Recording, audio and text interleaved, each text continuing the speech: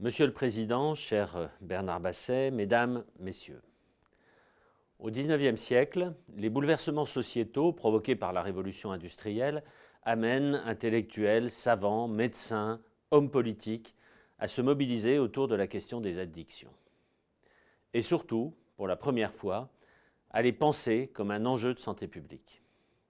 Ce n'est en effet pas un hasard si ceux qui sont aujourd'hui considérés comme les pères de la médecine scientifique, Claude Bernard, Louis Pasteur, furent à l'origine de l'Association française contre l'abus des boissons alcooliques, fondée le 2 mars 1872. Très vite reconnue d'utilité publique, devenue aujourd'hui Addiction France, votre association poursuit avec force, depuis 150 ans, le combat de ses fondateurs pour la prévention, la promotion d'une meilleure santé de nos concitoyennes et concitoyens.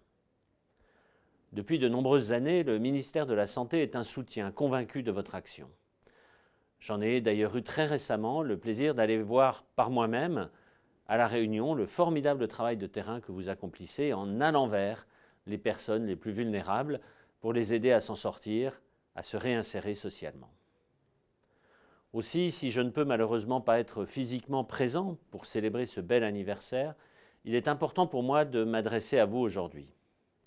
Tout d'abord, pour saluer la constance de votre engagement.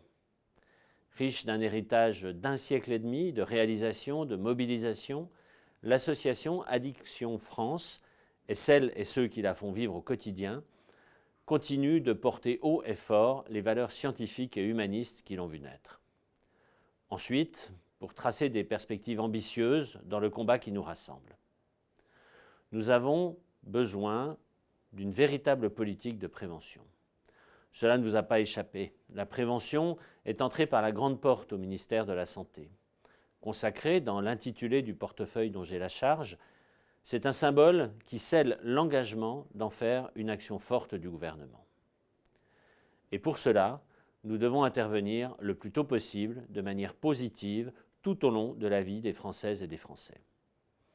Notamment en œuvrant de manière prioritaire dans la lutte contre les addictions.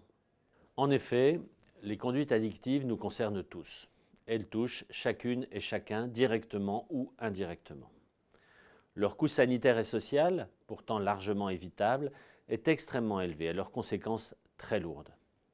Alors que nous nous astreignons collectivement à des efforts d'économie, le coût cumulé des drogues pour nos finances publiques représente plus de 1% de notre produit intérieur brut. Malgré des prises de conscience et de réels progrès, la consommation de substances psychoactives est encore responsable en France de plus de 100 000 décès évitables, dont près de 60 000 par cancer. De plus, face à ces pathologies et décès évitables, nous ne sommes pas tous égaux. Les addictions et leurs répercussions sur la santé touchent prioritairement et plus fort les plus vulnérables. Elles sont des vecteurs d'inégalité sociale en santé. Chez les hommes, l'écart d'espérance de vie entre les cadres et les ouvriers est de plus de 7 ans. Comment ne pas y voir la marque des conduites addictives dont on sait qu'elles sont trop souvent liées à des déterminants socio-économiques. Aussi, dans le cadre du virage préventif souhaité par le président de la République, nous avons créé un dispositif nouveau et inédit dans la loi de financement de la sécurité sociale pour 2023. Les rendez-vous de prévention aux âges clés de la vie.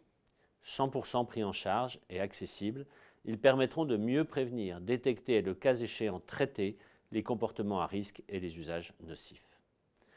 Nous avons également renforcé nos politiques publiques en les dotant de perspectives stratégiques pluriannuelles qui permettent de structurer notre action de prévention de manière globale et selon des approches populationnelles.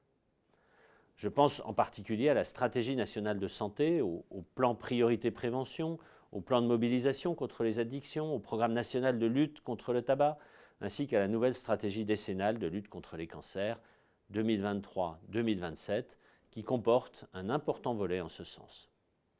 Nous avons également élargi le champ de ces politiques publiques. À titre d'exemple, dans le cadre de la Coupe du monde de football, Santé publique France a lancé, pour la première fois, une campagne de prévention sur les risques associés aux paris sportifs. Et je sais que c'est un sujet sur lequel Addiction France est particulièrement mobilisée. Nous avons collectivement bien pris conscience de ce phénomène qui prend de l'ampleur et qui peut avoir des conséquences importantes sur la situation sociale, mais aussi sur l'état de santé des joueurs. Les travaux scientifiques mettent en évidence l'importance d'intervenir tôt dans le développement des enfants et des adolescents pour réduire le risque de développement ultérieur de conduite addictive. La politique volontariste menée par le gouvernement en matière de lutte contre le tabagisme, qui cible prioritairement les jeunes, en est la preuve. Toutes les enquêtes font le constat d'une désaffection pour la cigarette des nouvelles générations.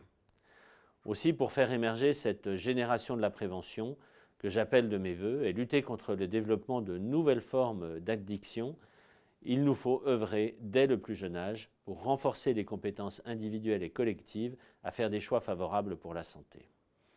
Dans cette perspective, les interventions visant à renforcer les compétences psychosociales participent à la construction d'un socle de santé mentale qui est absolument essentiel dans la lutte contre les addictions. Notre objectif est donc de les diffuser le plus largement possible pour permettre à chacune et chacun de grandir dans un environnement continu de soutien à son développement. Une stratégie multisectorielle autour de ces compétences psychosociales chez les enfants et les jeunes a ainsi été définie en collaboration avec pas moins de 7 autres ministères. Nous la déclinerons prochainement dans une feuille de route opérationnelle pour permettre sa mise en œuvre localement. De très nombreuses réunions de concertation territoriale du Conseil national de la refondation en santé ont justement permis de mobiliser toutes les énergies locales, notamment autour des questions de prévention et de lutte contre les addictions. À Fontaine-le-Comte, dans la Vienne, où je me suis rendu avec le président de la République la semaine dernière, les adolescents se sont impliqués avec les professionnels de santé, les élus locaux et associations pour réfléchir à comment mieux impliquer les jeunes dans la construction d'un réseau d'entraide et d'accompagnement en cas de difficulté. En Bretagne, les participants aux ateliers du CNR ont proposé de mettre en place un passeport de prévention qui accompagnerait les élèves tout au long de leur parcours scolaire. Cela pourrait être un outil précieux en matière de sensibilisation aux conduites addictives. France Addiction a toujours été une force de proposition et un réseau d'action pour faire évoluer les mentalités et contribuer à la mise en place d'une politique cohérente sur les addictions. Il est précieux de pouvoir compter sur votre expérience et votre énergie dans les grands chantiers collectifs que nous menons ensemble. Je vous remercie. Je vous souhaite, une fois encore, un très joyeux anniversaire à Addiction France pour ces 150 premières années de mobilisation qui, je n'en doute pas, en annoncent au moins autant d'autres. Bonne journée.